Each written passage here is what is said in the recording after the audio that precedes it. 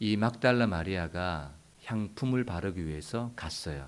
그리고 무덤이 열려진 것을 보고 어떤 생각을 먼저 했습니까? 베드로와 요한에게 달려가서 야, 예수님 공생의 기간에 부활한다 그런 말씀하셨는데 혹시 부활하신 거 아니야? 이렇게 말한 것이 아니라 부활에 대해서는 전혀 생각을 못했어요. 누가 예수님의 시신을 가져갔다. 그리고 베드로와 요한은 그 얘기를 듣고 아니다. 예수님 부활한다 하셨다. 걱정하지 마. 누가 갖고 간 게 아니라 예수님 부활하셨을 거야. 이래야 되는데 베드로와 요한도 그 생각을 못하는 거예요. 그리고 막달라 마리아 이야기를 듣고 무덤으로 달려가요. 달려간 이유가 뭐예요? 부활을 확인하려고 달려간 게 아니라 누가 시신을 가져갔다. 그 사실이 맞나 아닌지를 확인하기 위해서 무덤으로 다름질하고 있는 거예요. 막달라 마리아나 베드로 그리고 요한 같은 경우는 완전히 예수님의 십자가 죽음을 끝으로 생각했던 것 같아요. 완전히 이제 끝났다. 모든 성경의 말씀도 끝났다. 이렇게 생각했을지 모릅니다.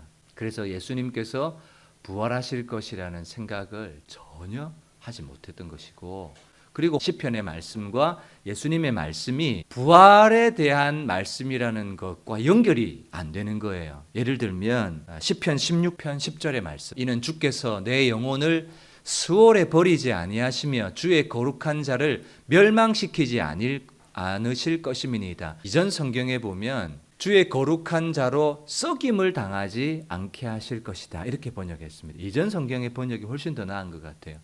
어쨌든 예수님의 시신이 썩기 전에 부활할 것이다. 이것이요, 예수님 죽으시는 그 순간에 모든 시편의 글과 모세오경과 선지자의 글도 완전히 그들에게는 싹 사라져 버렸던 거예요. 완전히 잊혀져 버렸던 거예요. 그러니까 예수님 무덤에 가서 뭐 하려고 가는 거예요? 향품 바르려고 가는 거예요. 만약에 이들 마음속에 하나님의 말씀이 마음속에 많이 담겨져 있었거나 하나님의 말씀을 깊이 상고했거나 예수님이 공생에 계실 때 예수님이 그토록 하셨던 말씀, 내가 예루살렘에 올라가서 대제사장과 서기관과 바리새인들에게 잡혀서 고난을 받고 십자가의 죽임을 당하고 그러나 제 사흘 만에 다시 살아나야 하리라, 이 말씀을 여러 번 하셨거든요.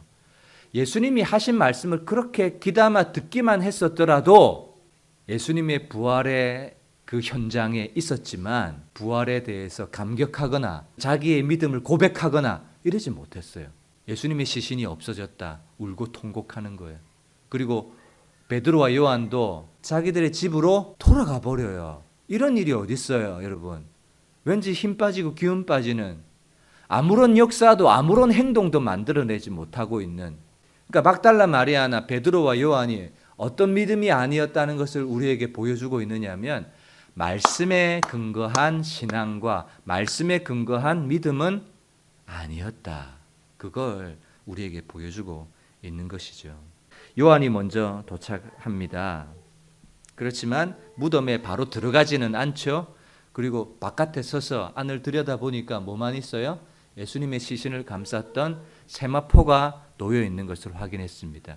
늦게 도착한 베드로는 그 성격 그대로 다짜고짜 그냥 무덤에 확 들어가 버려요. 그리고 요한이 발견하지 못했던 또 하나를 발견합니다. 또 머리를 쌌던 수건은 세마포와 함께 놓이지 않고 딴 곳에 쌌던 대로 놓여 있더라. 여러분, 이 말은 무슨 말인가 하면 만약에 예수님의 시신을 누가 가져갔다라고 치면 세마포와 머리를 쌌던 수건은 어떻게 되어 있어야 돼요? 막 풀어져 있든지 그래야 되잖아요. 그런데 쌌던 대로, 이 말은 몸을 쌌던 세마포도 쌌던 대로 그 형체의 모습 그대로 있고 수건이 쌌던 그대로 쑥 있고 탈피하는 것처럼 그냥 그 모습 그대로 그냥 세마포와 수건이 놓여져 있었다는 거죠. 그때야 무덤에 먼저 갔던 그 다른 제자도 들어가 보고 믿더라. 뭘 믿었어요? 그때야 예수님이 부활하셨다는 사실을 믿더라. 이렇게 해놓은 거예요. 그리고 그 다음 절 보세요. 그들은 성경에 그가 죽은 자 가운데서 다시 살아나야 하리라는 말씀을 아직 알지 못하더라. 여러분, 여기 성경에 나오는 안다라는 말과요 믿다라는 말은 동의어입니다. 예수님이 죽은 자 가운데서 다시 살아나야 하리라는 말씀을 아직 믿지 못했다. 이렇게도 읽을 수 있는 거예요. 알고는 있었을 거예요. 예수님이 부활하실 것이라는. 그리고 그 얘기를 들었습니다. 그런데 요한의 부활 신앙은 예수님의 말씀에 근거한 것이 아니라 무엇에 근거한 거예요? 무덤에 들어가 보고 쌌던 대로 놓여져 있는 그 증거를 보고 무덤에 돌이 굴려진 것을 보고 믿은 거예요. 보고. 여러분, 우리의 신앙의 근거는 체험도 중요하고 경험도 중요해요. 그러나 우리의 신앙의 근거와 기초는 뭐니 해도 뭐예요?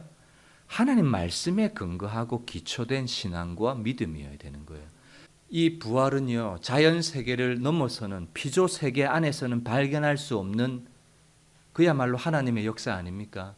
그 놀라운 부활의 현장에 있으면서도 하나님을 찬양하거나 믿음의 고백을 하거나 어떤 믿음의 행동을 만들어내지도 못해요. 달려가서 제자들에게 예수님이 부활했다 이 말을 전하지도 못해요. 그냥 집으로 돌아가 버리고 마는, 말씀에 근거하고 말씀에 기초된 신앙이 아니었기 때문에 아무런 역사도 아무런 일도 만들어내지 못하는 거예요. 바울은 고린도서 말씀에 보면 자기가 삼층천에 올라갔다, 여러 환상과 계시를 듣고 보았다 이런 경험을 하지 않습니까? 그리스도인들 가운데도 나도 환상을 경험하고 꿈을 꾸고 천사를 만나보고 신비한 체험을 하면 나도 내 삶이 좀 바뀔 수 있을 거다. 나도 순종할 수 있고 희생할 수 있고 말씀에 내 인생을 걸 수 있을 것이다. 이렇게 생각할지 모릅니다. 여러분, 그러나요, 이런 표적 신앙은요, 우리를 변화시키지 못한다는 사실을 여러분 꼭 기억하시기 바랍니다. 무언가를 보고 경험하고 체험하고 하는 것은요, 어떤 시발점이 될 수 있고 마중물은 될 수 있을지 몰라요. 그러나 우리의 신앙의 토대와 반석과 기초는 항상 하나님의 말씀에 뿌리를 두고 기초를 두어야 합니다. 말씀 신앙이어야 되지, 어떤 내가 환상을 경험했다, 내가 천사를 만났다, 뭘 경험했다. 여러분, 이것은요, 또 뭘 추구하게 돼요? 또 그런 표적과 환상을 기대하게 되지, 하나님의 말씀 앞에 엎드려서 말씀을 청종하지는 않게 되는 거예요. 결국 그런 환상조차도 경험조차도 하나님의 말씀 앞에 엎드리게 하는 도구와 통로가 될 뿐이지, 그것이 결국 중요한 핵심이 되어서는 안 되는 거예요. 여러분, 환상을 경험하고 꿈을 경험했어요. 그 환상과 꿈을 쫓아가면 안 되고, 그 환상과 꿈조차도 말씀을 딱 들여도 되고, 이 말씀 앞에 이게 옳라 아닌가를 분별을 해야 되는 거예요. 그래서 가장 중요한 기준은 말씀이어야 돼요. 말씀. 마르다는 예수님을 위해서 섬기고 봉사하는 일에 분주했던 반면, 마리아는 예수님의 발치에 엎드려서 하나님의 말씀을 청종하고 말씀을 들었던 사람입니다. 예수님이 예루살렘에 십자가 죽으시러 가는 그 6월절 엿새 전에 이 나사로의 집에 들리셨어요. 마리아가 이제 엿새 후면 예수님이 십자가에 죽으신다는 사실을 알았어요. 이제는 다시 보지 못할 거다. 무엇의 결과예요? 발치에 엎드려서 예수님의 말씀을 들었던 결과예요. 그래서 향유 300데나리온이나 되는 향유를 예수님 발에 깨트려 붓고 자기 머리털로 닦고, 예수님께서 그 마리아의 행동을 칭찬하셨어요. 복음이 전파되는 곳마다 이 여자가 행한 일을 기억하고 기념해라. 여러분, 예수님은 어떤 신앙을 기뻐하실까요?